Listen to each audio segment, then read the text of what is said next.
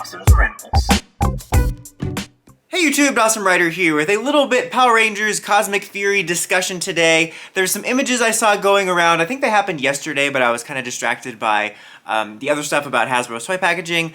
Some behind-the-scenes-ish images of Cosmic Fury as they wrap filming. One of them was posted of some patches kind of commemorating each series that I believe Hunter posted. One for Dino Fury, one for 30th, and one for Cosmic Fury. And the interesting thing about the Cosmic Fury one is it shows this ship on it that looks like maybe that could be our original ship. We know they're going to be in a ship.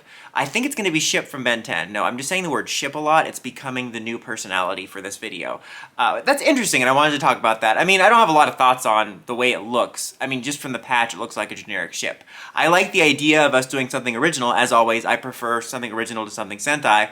But I wasn't sure to what they were going to do, because honestly, there's options of things. Like, you could have done the ship they travel in Q-Ranger, since they're using the footage and it kind of acts as this bay for the Zords. So I was thinking of one scenario where, like, when they're introduced to these powers or whatever, it's like, hey, this is the shipyard, or well, the ship, what am I saying? But you know what I mean, like, this is the ship that will have all your Zords in it. Or I thought maybe they'd travel around in the ship mode of the Orion mecha, and then, like, eventually they would transform into the mecha, or maybe at the beginning and kind of do an Astro Megazord bit. Maybe they still will. Maybe this is just a random ship to be like, space. I don't know, that's their logic. But it looks like it might be something original for what they're traveling in, and it sort of lines up with this other picture, which is a behind-the-scenes photo of what looks to be like the control room, which actually looks pretty awesome. I think it looks pretty good for PR standards, and to me looks a little bit less cheap than the new command center in Once and Always. No hate, but like, it doesn't look that great. Again, no hate.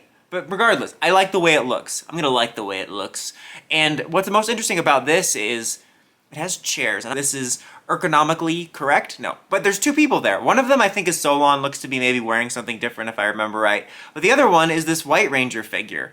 And some people are saying, I saw like, oh, it's like just a spacesuit or something. But when I first saw it, I'm like, oh my god, is that Delphine? That looks like the White Alien Ranger. I'm not 100% sure. It looks really basic. Like, it looks like just the most basic White Ranger suit you could see. But I know there was some rumors floating around about the Alien Rangers and Aquatar being in it. That would certainly be interesting. I don't know if they would get the actress back. I don't know if there's been... I follow the rumors, but I don't follow the nitty-gritty, like, stalker rumors like people are. So I just imagine it would maybe be a voice. But that was, again, that was the first thing I thought of. I'm not trying to spread any rumors or anything.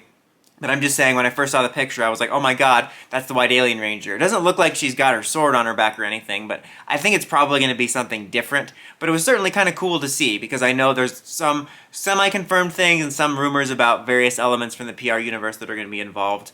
Bottom line is, it got me excited for, you know, the idea of these various connections, even if it's not the White Alien Ranger, the idea of seeing these connections in this series. Not to mention, I'm excited by the whole spacefaring bit. I'm, like, really excited to see that, because I feel it's going to be kind of sort of homage to In Space in a way, directly or indirectly, and it's going to present some kind of cool unknown stuff. Like, there's a lot unknown. It's all in the unknown that I'm excited about like the ship and the connections and the designs, because it's like, when you know about the Sentai, you kind of know, or think you know, what's going to happen. Like, oh, how are they going to use this and that I already know about? And I like that within this season, there's so much you don't know about that you can't speculate on, and we actually kind of know, like, fairly little about the season in a lot of ways. Like, I know there's been a lot of things going around about, like, oh, David Yost is going to return, there's going to be an Orange Ranger, and maybe Dark Ranger, and we know a lot of details, and people think it's going to be overpacked, but we still don't really know, like, a lot, if you think about it. I mean, we do, but we don't. You know what I mean, I think. Am I making myself clear? I don't think I am. But what I mean is, like, we know these kind of big ideas,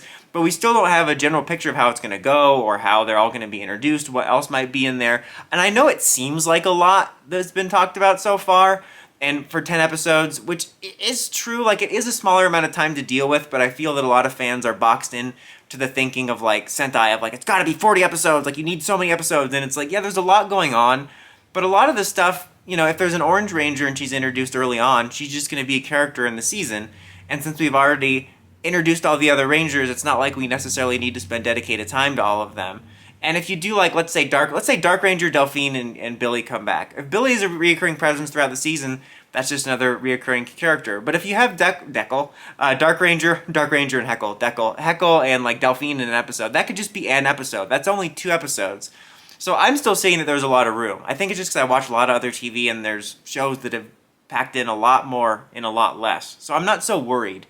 But my point with this long-winded thing, why I kind of got distracted, is that we know a lot of big ideas from it, but I still like how much unknown there is about this that I'm excited to learn more about as we head into the rest of the year, get closer to it, get past Once and Always. Excited to see if there's any connections in Once and Always. But what do you guys think of this? Are you excited for a potential new original ship, or would you rather see them fly one of the almost like Kyryuger ships? Did I say Kyryuger at one point? Regardless, Kyuranger ships. Do you like the look of our interior? Do you think this is the White Ranger? It's probably not. But would you want it to be the White Ranger?